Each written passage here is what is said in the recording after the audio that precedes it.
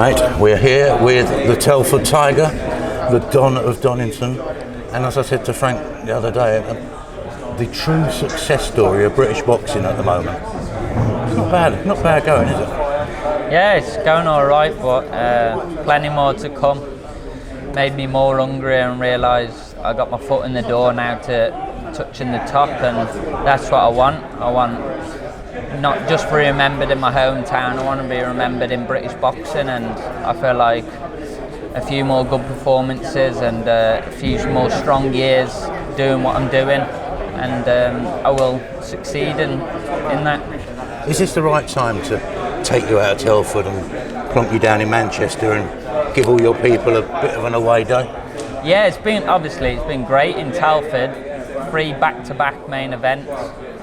I enjoyed main eventing, and yeah, it's been good memories, but I think Telford's ready for a Telford on tour, and Manchester's going to be buzzing. Expect to do a lot of tickets, got a good few coaches going, and I'm sure the people will stick with me and travel up to Manchester and stick, like I say, we all stick together and make memories. I don't know if your people have got any football connections, but there's no football on that weekend, so there's going to be a lot of people descending on Manchester, isn't there?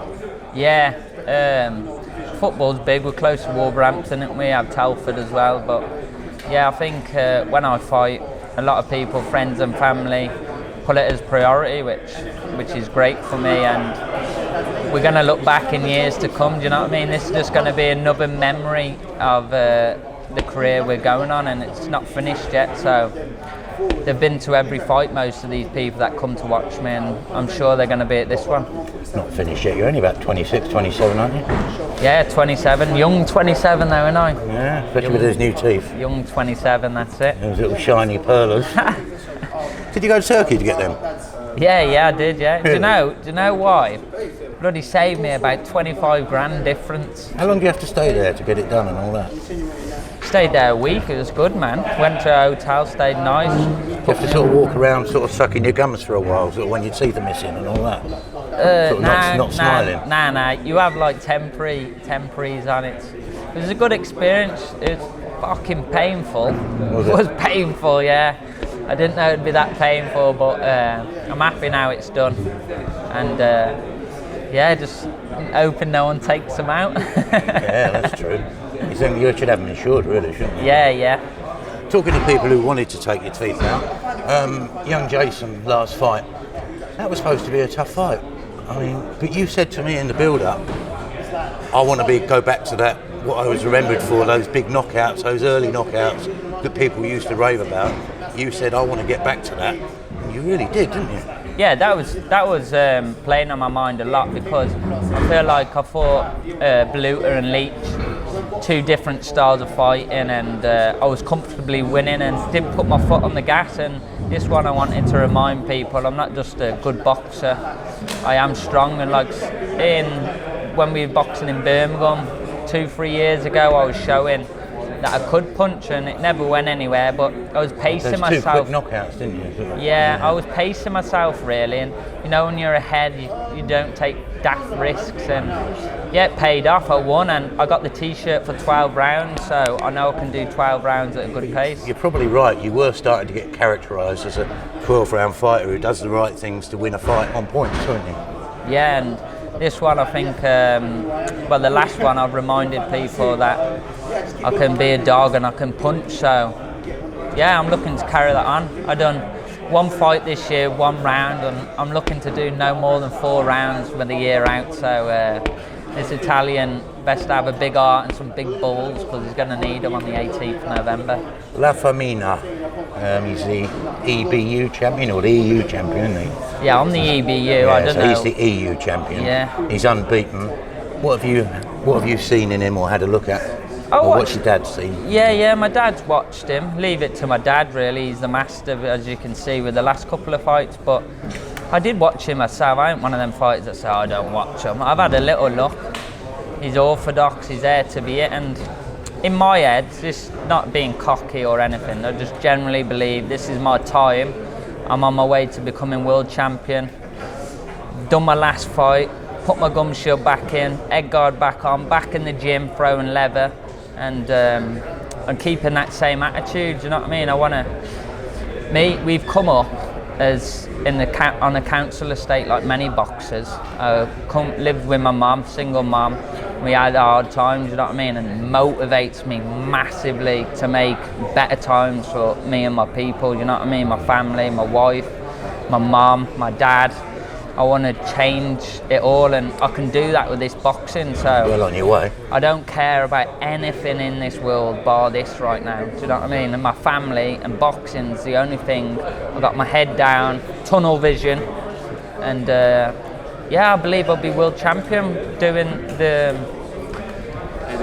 right, boxing the right fights. I mean, in not getting carried away, learning when to box, and I believe I've got that experience now. I'm getting quite clever, and I've got the experience of the 12 rounds, so I've got no excuses. And I see myself, I hope we watch this interview back in a year or 2 years to come, and I can say I told you so. Because I generally believe it. Not boxers just say things because they're meant to on the spot. I'm generally, from the bottom of my heart, believe I'll be world champion. One thing you added to your game for the last fight, which we hadn't really seen before, was you sort of sticking it on your opponent, you know, not physically, but verbally, and getting in his face and all this, that and the other. Is that something you enjoyed and you'll do it again, or is it something you think, well, I've tried it now, it's okay? You know, is that something we're going to see again? I think it's scenarios, isn't it? Like the way the fight come about and the messages and the things Jason said and I said myself. It was just, it got to that point, and if it gets there again, I don't shy away from anyone. So it's one of them things, but I wouldn't say you're going to see it every time. I'm quite a nice guy, to be fair, but you seem like you quite enjoyed it. Yeah, it was good fun. It's all fun and games, and all that matters is the night and the boxing, really. But yeah, it was good. I look back now and I backed everything up I said, and I said everything because I did believe it anyway. Not someone told me to say it, or I wanted to look cocky. Do you know what I mean? I just said whatever was on my chest, and I got it off, and I went and backed it up, which is what you're meant to do in this game, and I think you get a lot more respect for that. And yeah, this one, he doesn't speak English, so probably I'm going to not be able to say much, but You just have to stick the nut on him, won't you? So. That's it, yeah. Last question. Baluta McCann. Were you surprised how it ended up? How the fight played out? Not surprised, because I knew it was a big test.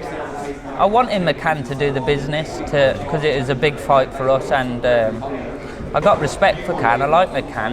He's a nice kid. If we ever fight, I'll come to take his head off, and I'm sure he will mine. But we got genuine respect. You know what I mean? We're both trying to chase the dream, and yeah, I wanted McCann to win. I think he could have won, but I said before the fight, he can't let Baluta get to him in the first 6 rounds, and I think it was round 2 he got to him, and I seen the top. You were a bit smarter. You kept him at longer distance, didn't you? So yeah, but do you know what? It's not just that, but do you know Baluta? If you watch my fight, and this is my knowledge on it, Baluta won't walk into me because I digged him hard, and you know, someone hits you hard, you're a bit more wary and unsure. Where I don't think McCann quite had that dig, and he didn't have to be so cautious, so it made it a hard night for McCann.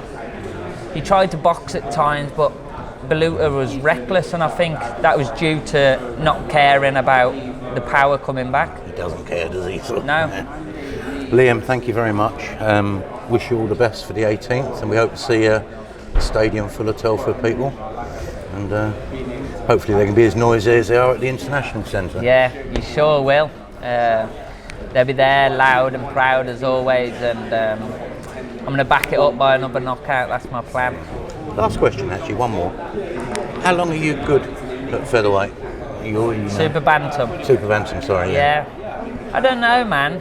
I could fight at feather. I could fight super feather. I would if I've got an opponent for you there. Look, super feather. Yeah. But I'm big, and I'm sure I will go up. But I got a good place at the minute, super bantam. It don't kill me. It's not easy, but I make it proper. It's not affecting my performances, and yeah, it's not something that's coming to mind to move up because I've been doing it comfortably. Even all that ballooning up you're doing in between fights. Do you know what it is? I don't balloon up massive. It's my face, man. My face goes big. But I'm back down now, skinny. Liam, well done, mate. Nah, thank you.